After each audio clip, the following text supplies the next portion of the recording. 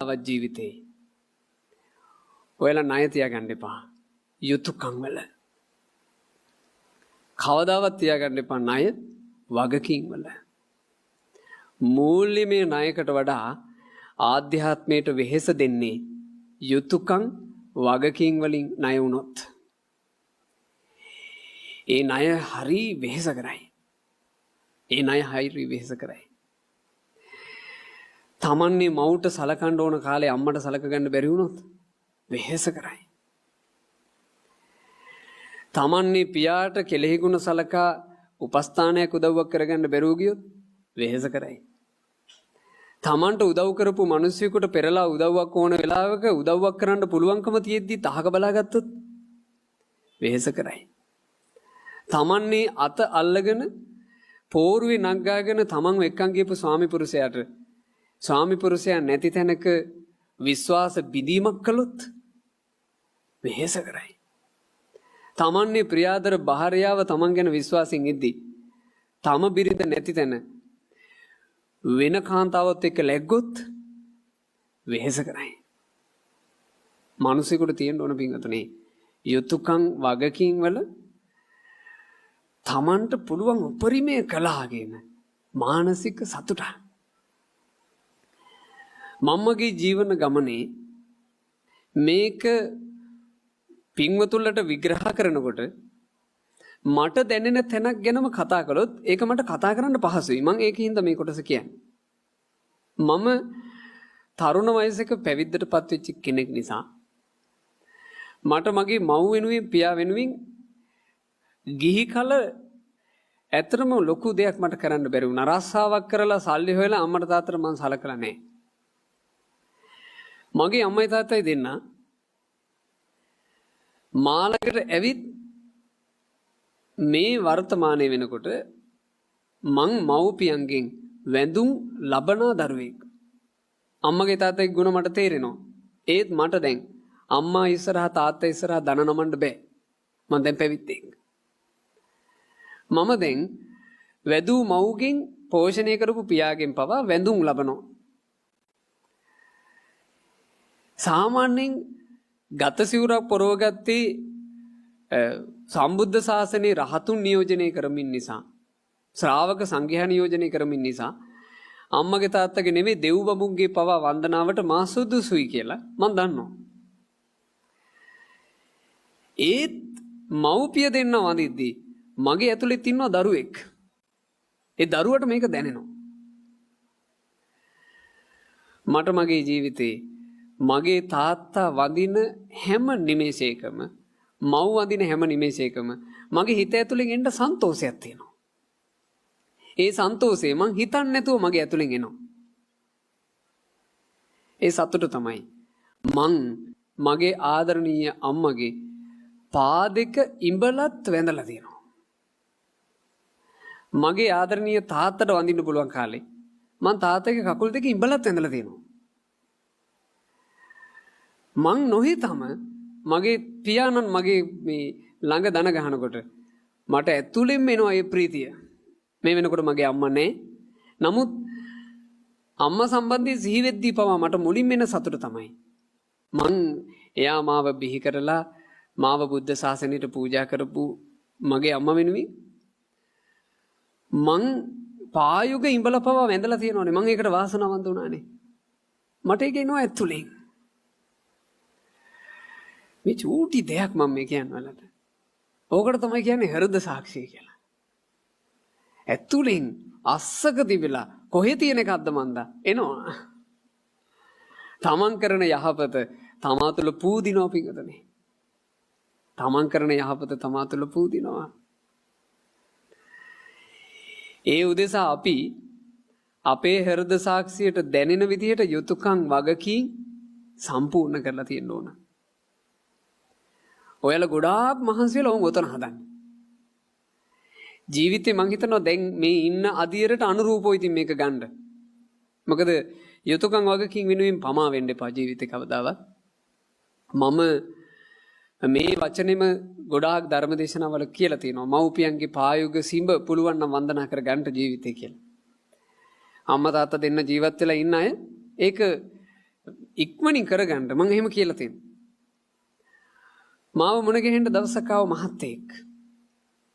එතුමා ඇස්වල කඳුළුත් පුරවාගෙන මගෙත් එක කිව්වා හාමුදුරුවෝ ඔබ වහන්සේ දා අපේ පැත්තේ බණට ඇවිත් කියපු දේ මං කළා.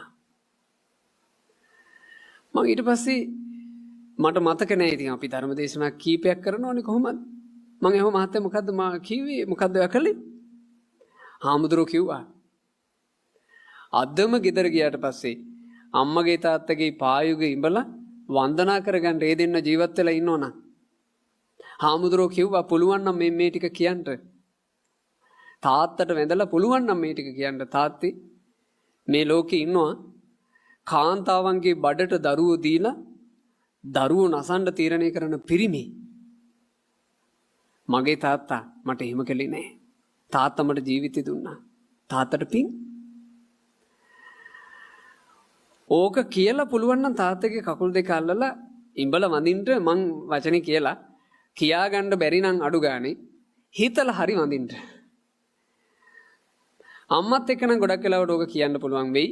ඒ නිසා අම්මත් එක්ක කියන්න අම්මා මේ ලෝකේ කාන්තාව ඉන්නවා බඩට දරුවා ආවට පස්සේ කලබල වෙලා බඩට ආපු දරුවාටම හැතිරිවන බඩට ආපු දරුවාම නොයෙක් උපක්‍රම වලින් නසන ගෑනු තලේ මගේ අම්මා මාව එහෙම නැසුවේ නෑ. අම්මට පිං. අම්මා මට ජීවිතය දුන්නා.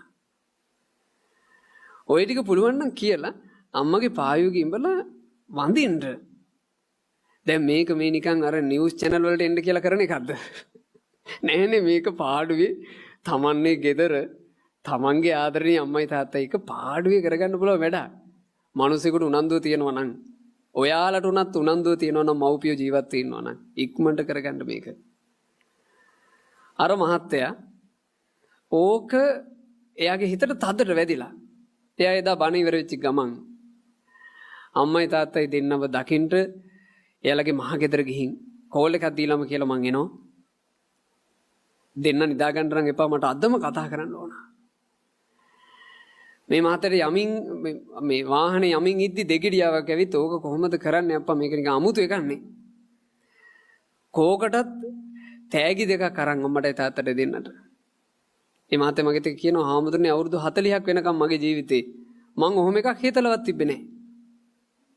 මේ මහත්තයා යනකොට තාත්තා පුටුවේ වාඩි වෙලා ඉඳන් තාත්තගේ මූණ දිහා බැලුවොත් එහෙම මේක කරගන්න අමාරු හින්දා එතුමා මූණවත් බලන්නේ නැතුව තාත්තගේ ඔඩොක්කුවේ අර තෑග්ග තියලා දන ගහලා තාත්තගේ කකුල් දෙක මෙහෙම අල්ලන් කියාගන්න බෑ අර වචන ටික තාත්තගේ කකුල් දෙක ඉඹලා හිත ඉඹලා මේ මහත්තයා ඔළුව උස්සනකොට තාත්තා නැගිටලාලු කකුල් දෙක අතහැරපු ගමන් තාත්තා හැම හැරිලා ගිහින් කාමරේට දොර වහගෙන අම්මගේ ළඟට ගිහිල්ලා අම්මාගේ නම් කකුල් ඉඹලා තියෙන්නේ ඕක කියලා අම්මත් එක්ක ඉතින් ඔවා කිව්වේ කිනේ කියලා කකුල් ඉඹලා වැඳලා අම්මා පාත් වෙලා මේ මහත්තයාගේ ඔළුව අත ගගා අහලා දෙනවා පුතේ මොකද්ද උඹට එකපාර උනේ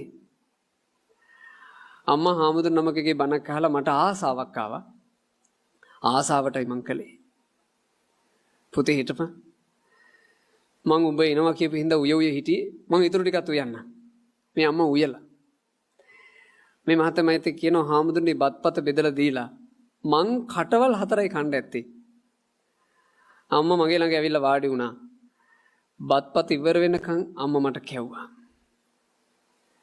මේ අවුරුදු 40ක පුතෙකුට හිසත් පෑදීගෙන එන පුතෙකුට අම්මා චූටි එකකට වගේ කැව්වා හාමුදුරනේ නිදාගෙන තැනටත් ඇවිත් අම්මා මගේ ඔළුව අත ගගා හිටියා පුතේ උඹට මහන්සි හිතෙන නිදාගනි මං එදා බණපදේ කියනකොට කියලා තියෙනවා මේ මෙහෙම වචනය ඕක ඔයාලා අද කරගන්න බැරි වුණොත් ඕක ඔයාලට ආයෙ කරගන්න දවසක් එන්නත් පුළුවන් නොඑන්නත් පුළුවන් මං ඔහොම කියලා ඉතින් ඒක බොරුවක්ද මම මේ කියන එක අපි පින්වතුනි අනාගතය ගැන හිතකින් හිතාගෙන ඉන්න අපේක්ෂා බලාපොරොත්තු කියන්නේ වෙනම එකක් ඉරණම වෙනම එකක් ඔයාලා දැකලා නැද්ද මේ කොළඹ මහපාරේ මිනිස්සු එක පාර වාහන වලට යට වෙනවා ඔය යට වෙන්න බලාගෙන යන මිනිස්සුද මිනිසුන්ගේ අපේක්ෂා පොදි ගොන්නක් තියෙද්දි එක ඇක්සිඩන්ට් එකයි. ඉවරයිනේ ජීවිතේ. වාහනයක් ඇඟ ගියොත් මැරෙන ජීවිතයක් නෙමෙයි අපිට තියෙන්නේ. ඒ නිසා අපේ අපේක්ෂා ඉලක්ක බලාපොරොත්තු වෙනම තැනක තියෙන්නේ. ඉරණම වෙනම එකක්. මම ඒකයි කිව්වේ ඔක අද මොයාලා කරගන්න අද කරගන්න බැරි වුණොත් ආයෙ කරගන්න බැරි වෙන්නත් පුළුවන්. ඒ මහත්තයා ওই කතාව ඔක්කොම කියලා මන් දිහා බලාගෙන ඉඳලා කිව්වා හාමුදුරුවෝ ඔබ වහන්සේ දා කියපු එක ඇත්ත වුණානේ. මම එහෙම මහත්තයා මොකද්ද මං කිව්වේ? හාමුදුරුවෝ කිව්වා ඔක ආදම කරගන්න බැරි වුණොත් ආයෙ බැරි වෙයි කියලා. හාමුදුරනේ අපේ අම්මා එදා පාන්දර 2ට අන්තර වුණා. මේ මහත්තයා ඒ ගෙදරම නිින්ද ඉද්දි තාත්තා කලබලෙන් ඇවිත් කතා කරලා පුතේ අම්මට අමාරුයි වගේ වාහනේ ගනි. මේ මහත්තයා වාහනේ ගන්නකොට අම්මා නිසලයි හොස්පිටල් ආරයනකොට නැති වෙලා. එතකොට මට හරියට පින් දුන්නා. අපේ ස්වාමීන් නිසා අම්මගේ අන්තිම හෝරා කීපේ හරි මං ඒක කළා. ආන් ඒකට කියනවා ආත්ම තෘප්තිය. දැකනේද ඒක කරගත්ත කෙනාට එන සන්තෝෂේ. ඔයාලගේ මව්පියෝ නැති වෙලා නම් දැන් කනගාටු වෙන්න එපා. ඔයාලට ඔයාලගේ ජීවිතය සම්බන්ධයෙන් මෙතනින් එහා හදාගන්නයි මම මේ ටික කියන්නේ.